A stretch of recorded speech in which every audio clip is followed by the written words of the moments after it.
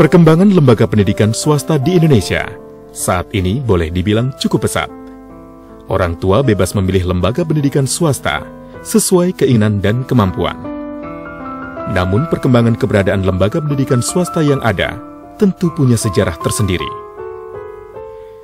Adalah perguruan Cikini, merupakan perguruan dasar tertua setelah Taman Siswa, yang boleh dibilang menjadi cikal bakal tumbuh kembangnya sekolah partikelir. Kelahirannya sendiri karena tuntutan kebutuhan akan pendidikan. Berawal dari kerisauan seorang ibu, akibat ditutupnya seluruh sekolah di Jakarta oleh penjajah Jepang, yang melarang sekolah mempelajari bahasa Belanda. Sementara, seluruh sekolah pada saat itu menggunakan bahasa Belanda. Jadi waktu Jepang mendarat kemari, dia tidak mau menggunakan bahasa Belanda sebagai bahasa pengantar lagi. Di mana ditetapkan tahun 42 itu oleh Jepang, bahasa Indonesia dipakai untuk sehari-hari di samping bahasa Jepang yang akan diajarkan kemudian. Ibu Pandu Suradiningrat atau Mak Umi yang begitu gelisah dan membayangkan betapa buruknya anak negeri kelak karena tak berpendidikan. Maka bersama teman-teman, Ibu Joyo Diguno, Ibu Tayyib, Ibu Juanda, dan Ibu Abdul Qadir segera membuka kursus bahasa Indonesia. Kursus ini dilaksanakan di rumah Dr. Rasid di Jalan Yulan atau sekarang dikenal dengan Jalan Keramat 8, Jakarta Pusat. Kursus ini dipimpin oleh Ibu Sukarmini Jublek atau dikenal dengan Ibu Min. Barulah pada tanggal 1 Agustus 1942, kursus Bahasa Indonesia ditingkatkan menjadi sekolah rakyat partikelir yang diberi nama Mayumi. Waktu saya menghadiri Mayumi tahun 43 sampai dengan 45. 2063 sampai 2065 kan dulu hitungannya dalam Jepang. Demi memenuhi kebutuhan ruangan, untuk kesekian kalinya sekolah rakyat Mayumi pindah dan kali ini menempati sebuah persil di Jalan Cikini nomor 76. Sayangnya, saat pergolakan kemerdekaan pada September 1945, sekolah rakyat Mayumi ditutup karena keadaan kurang kondusif. Kemudian ditutup karena revolusi pecah. Jakarta itu segera diduduki oleh Belanda. Kan pemerintah kita mengungsi ke Jogja. Kita lama nggak sekolah. Jadi Yayasan Perguruan Cikini menjadi sekolah swasta di daerah Menteng, Jakarta Pusat yang diminati banyak pejuang dan tokoh negeri untuk menyekolahkan anaknya di Percik. Zamannya lagi demonstrasi, kita tuh di sini terpecah di sini. Ada yang ikut demonstrasi, ada yang enggak. Karena anaknya presiden ada di sini. Jadi Cikini di demonstrasi di depan tutup, keluarin. Nah, kebetulan saya ketua OSIS. Saya bilang nggak bisa. Mereka tuh bukan anak presiden sih, mereka anak Cikini. Tapi akhirnya ya terpaksa diungsiin dari belakang. Saya satu angkatan dengan Mami Soeharto ya, bahwa kita satu angkatan, kita juga dapat hal-hal yang menarik ya, fasilitas yang menarik gitu. Bisa ada excursion atau study tour kemana, ke misalnya ke arah Bandung gitu, pasti bisa tuh mampir Istana Cipanas dengan segala fasilitasnya, masuk ke dalam, dikasih makan dan lain sebagainya. Walaupun deg-degan juga waktu malari. Saya ada di situ kan ya waktu malari itu, dan protes itu juga terjadi di dalam sekolah. Guru biologi namanya Pak Salim Simamora. Dia bilang, saya bisa nanti masukin kamu ke Cikini, tapi kalau pagi udah penuh, tapi kalau siang masih bisa. Tapi semuanya sama, pagi, siang semua gurunya sama, nggak ada beda. Cuma pelajarannya aja yang siang gitu. Siang. Ya, saya kan butuh segera masuk sekolah kan. Percik memang begitu terkenal saat itu. Ditambah lagi dengan satu peristiwa mengejutkan yang dikenal peristiwa Cikini, yaitu peristiwa ledakan granat di sekolah. Jadi ada bazar, udah gitu terus Bung Karno datang, ya kan. Saya masih main band di panggung. Waktu tahu-tahu meledak itu saya pikir mercon, karena Bung Karno mau keluar gitu kan. Baru sudah itu lihat kalau banyak yang pada berdarah-darah gitu. teman-teman. Baru kita pada lari keluar. Cikini taman mendidik kami semuanya, putra-putri Indonesia, patriot bangsa. Merdeka!